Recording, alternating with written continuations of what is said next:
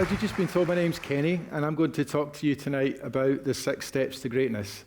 I use a model on a daily basis with myself, or I use these 6 steps with myself and the people that I work with, from individuals all the way up to large organisations. Behind you see me, age 15, on the far left, or rather, you're right. Oh, great, I laugh already. But outwardly, I actually look quite happy there. Inwardly, when I was at school, as Fred had mentioned, school was quite a bewildering experience for me. I was told, as Fred said, that I wouldn't amount to much. I was told that I would be lucky if I would get an O grade in arithmetic. So the reason I want to share these 6 steps with you, they've made such a big difference in my life, and I suspect I'm not alone in my experiences of coming through school. Maybe some of you are in the audience yourselves this evening. So I figured that if I shared that, that's something that might actually be of use to you guys in your life. So, but before we get into the 6 steps, the first thing we've got to cover is, I've made the claim of 6 steps to greatness. So we need to define what greatness is, because at the moment it's just a concept. But we need to convert that into a finish line so we know when we've arrived. So Oxford Dictionaries defines the word great as of an extent, an amount, or intensity considerably above average. Or put another way, in this context, it's about performing better than your peer group. Now, behind me is me as a young paratrooper. I still consider getting my red beret as one of the greatest achievements of my life. The main reason for that is to do with the fact that it's probably the first time in my life I started to experience what it is actually to be great at something.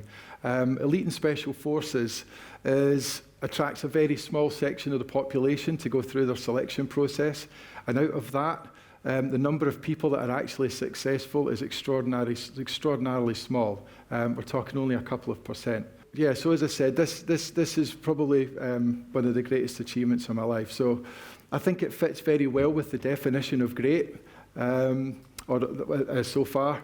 But coming back to that definition with this idea of performing better than our peers, let's find out what actually the definition of greatness adds to that. So Oxford Dictionaries define greatness as the quality of being great, or put another way in this context, what's the evidence that proves that you are better than your peer group? Personally, I like to go one step further than that and actually like to eliminate my peers from the equation completely. Wow, that was awesome. I wasn't expecting a giggle there. So if I, for example, one of my favourite pastimes is mountain biking, and this is me out playing in the Tramontana Mountains in Mallorca.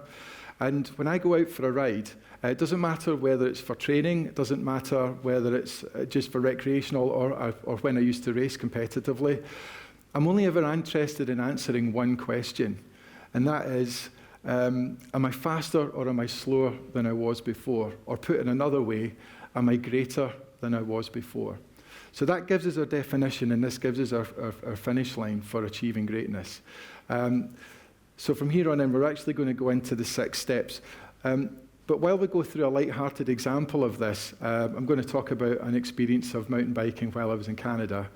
I thought what would be kind of cool for you guys is if you think about something that in your life that you could be better at. It doesn't matter whether it's at home or it's at work, but whatever you come up with, think of a particular skill or hone in on a particular skill that you would actually like to get better at. And as we go through each of the 6 steps, have a go at answering the questions for yourself, because I said it's 6 steps, but it's actually 6 questions.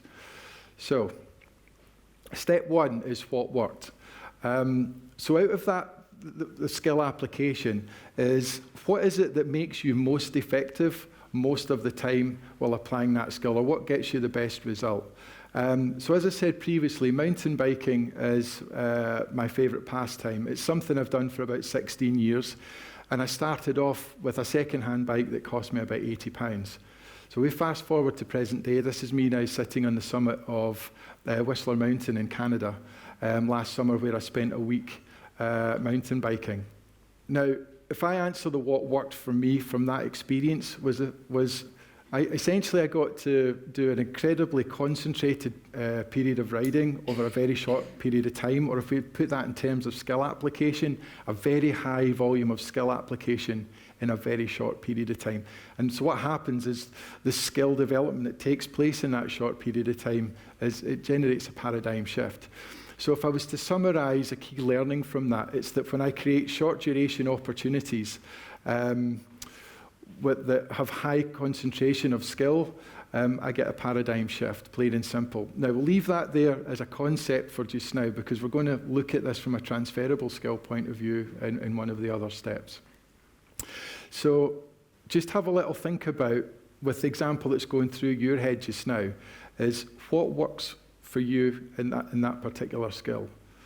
So that takes us on to step 2. As you can tell, things didn't actually work out quite well when I was over there for a little bit. This step is what would have worked. And essentially, you're trying to identify the solutions to the problems that you've encountered. So it's not rocket science that you can see what's actually happened here. One broken arm, and my wallet was $1,500 lighter, which is actually an improvement on where it started. When I first arrived at the hospital, the surgeon started the conversation, if you need surgery to reset the bone, it's going to cost you $10,000. So when the surgeon comes out and tells you that it's good news, that you don't need surgery, suddenly $1,500 doesn't seem like such a big deal anymore. So anyway, back to what would have worked. So the reason that this actually happened was because I went out riding tired, crashed and went down hard, and the evidence is what you see in front of you. Now, typically when I go out riding, particularly over a long period of time or several days, I ride one day on, one day off, and that eliminates the issue of fatigue, so that I always get the most out of the days that I go out. But this happened towards the end of my holiday, and I was getting greedy, and I wanted to go out and ride a little bit more. And as a result, I actually lost the opportunity to ride for the rest of the holiday. So if I distill my key learning from that experience, it's about, if I've got a robust plan and it's proven to be effective, which I knew that it was, I should just stick to it. Nice and simple. Before we move on, just to get your brains cooking a little bit. So if you think about the skill that's actually going through your head at the moment, what's the things that you need to change or do differently when you apply that skill so that you get a greater level of success out of that experience? Which takes us nicely on to step 3. I'll show you the bottom half of this photograph in a minute. This was actually quite a big deal for me when I was over in Canada. So this is us looking at what especially worked. So this is, you get to give yourself a pat on the back and recognise the achievements that you take out of applying your skill in whatever the context is. This was me hitting one of the big jumps in Whistler, which was a really big deal. The reason for that is, as strange as it may seem, having been a paratrooper where I was paid to jump out of aeroplanes, actually going over jumps on a bike was actually something that was irrationally quite scary.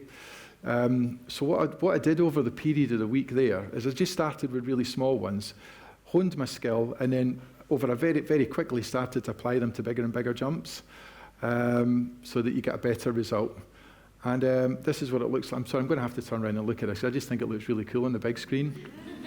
Now, it might not look like much to some, but when you're traveling down a trail at 30 to 50 kilometers per hour, and you're flying through there on a bicycle, it actually seems really high up when you're doing that. So if we look at the especially liked from your example, what's your moment of awesomeness when you actually apply that particular skill? So that covers the first 3 steps, which is essentially about assessing your performance in any given moment with what worked, what would have worked, and what especially worked. The next 3 steps are kind of like, well, now that we've got that information, we've got to do something with it. So this is so what? So what have we learned? And essentially, we're stripping out of the narrative of the first 3 steps to distill down into the essence of what the key learnings were. So you're left with 3 bullet points, essentially, or at least in my case, I'm left with 3 bullet points. This is a picture of, if you're from down in the Borders, you might know this little place. It's a cafe called Number 1 Peebles Road. And I tend to go there when I'm riding down in that neck of the woods. I go there for my breakfast and my lunch. And over breakfast, I sit and work out what my goals are going to be for the day so that I can work on my skill development. And over lunch, I sit down and review that, essentially using this six-step process to actually figure out what's working, what's not working, and what do I need to change? Am I ahead of my target, and so on and so on. So you always get that sense of reward that you're always progressing. So if I go back to those 3 key learnings, what worked was the concentrated periods of skill application lead to a paradigm shift in ability.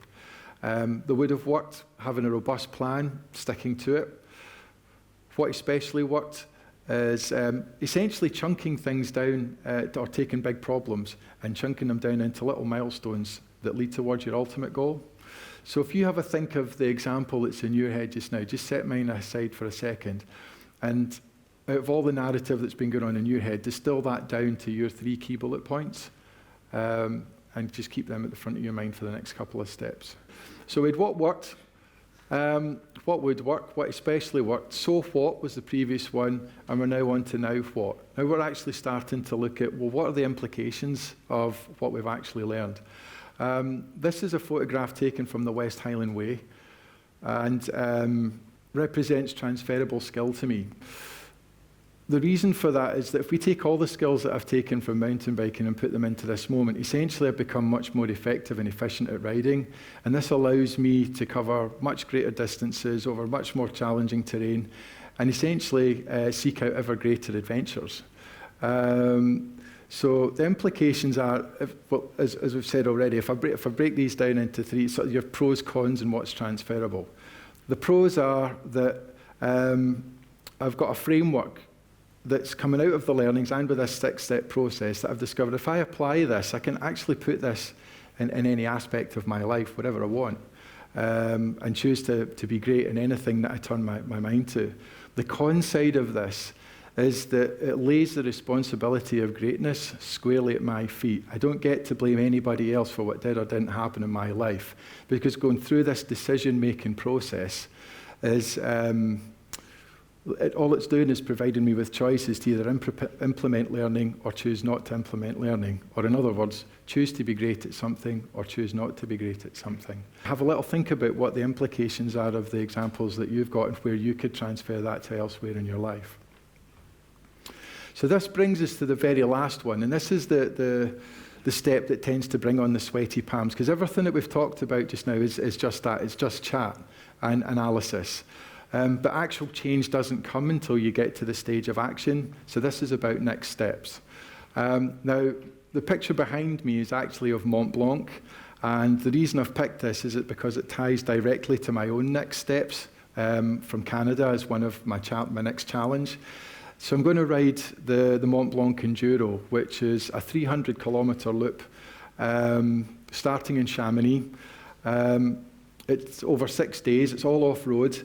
And will actually have me climbing and descending on my mountain bike over 24,000 metres over those 6 days. Now, to put that in context, that's like riding up and down Everest 3 times in those 6 days.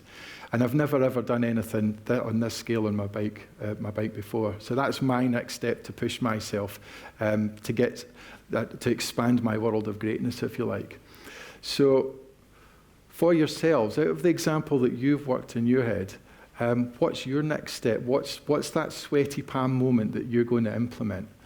And with that, that is my final thought. All I've actually got left to do is wish you all the best in your own journeys to greatness.